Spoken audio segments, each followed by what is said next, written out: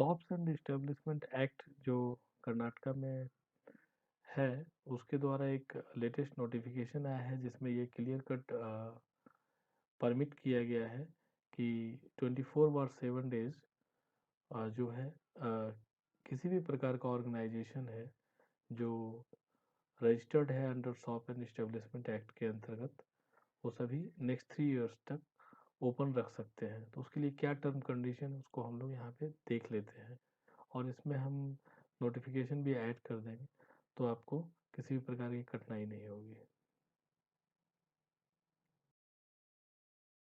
Shops and establishment act के अंतर्गत ये क्लियर कट बताया गया है इस नोटिफिकेशन में कि अगर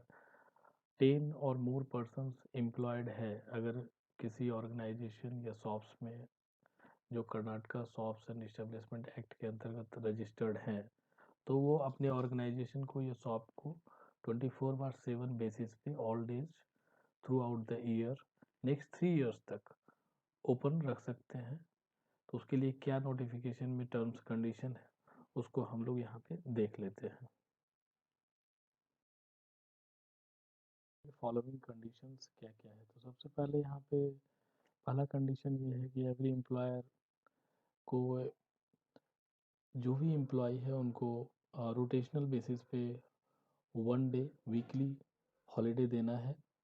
और उनका डिटेल जो है एग्जिबिट करना है शॉप्स में या कॉमर्शियल इस्टेब्लिशमेंट में। सेकेंड पॉइंट ये कहता है कि अगर कोई एम्प्लॉय हॉलीडे पे है और लीव पे है तो उनके डिटेल को भी उनको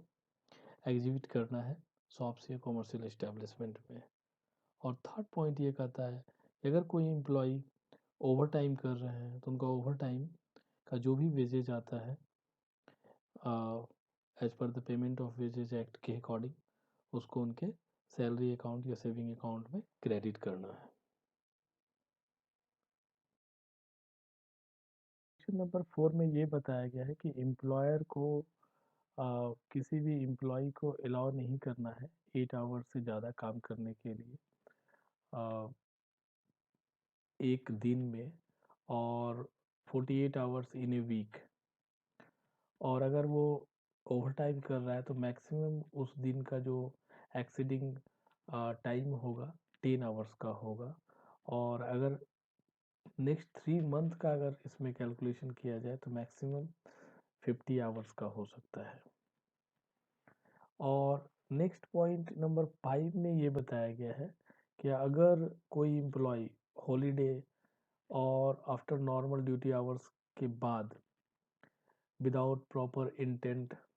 काम करता है, ओवर टाइम करता है और उसका डिस्प्ले नहीं होता है, तो इसके अगेंस्ट में एम्प्लॉयर या मैनेजर के अगेंस्ट पैनल एक्शन लिया जाएगा।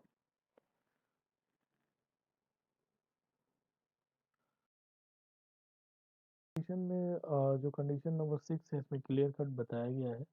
कि वुमेन एम्प्लॉय को अलाउड नहीं है आफ्टर 8 PM के बाद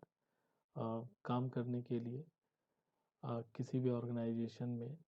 और इसमें कुछ कंडीशन भी लगाया गया है कि अगर 8 PM के बाद और 6 AM के पहले अगर वुमेन एम्प्लॉय काम कर रहे हैं तो उनका प्रॉपर रिटन कंसेंट लेना पड़ेगा, और उनका पूरा प्रोटेक्शन एम्प्लॉयर के द्वारा दिया जाएगा जिससे उनकी डिग्निटी, ऑनर और सेफ्टी की पूरी व्यवस्था होनी चाहिए। नंबर जो पॉइंट है इसमें क्लियर कट बताया गया है कि वुमन एम्प्लॉय को प्रॉपर ट्रांसपोर्ट अरेंजमेंट प्रोवाइड किया जाएगा जो भी शिफ्ट में काम कर रहे हैं, और इसके बारे में टोटल जो डिटेल है वो नोटिस पे डिस्प्ले होगा मेन एंट्रेंस गेट पे, ताकि ट्रांसपोर्ट की अवेलेबिलिटी प्रॉपर वे में उसके लिए हो। और नेक्स्ट पॉइंट में ये बताया गया है कि एम्प्लॉय को proper rest room, washroom, safety lockers और अदर बेसिक एमिनिटीज प्रोवाइड कराया जाएगा।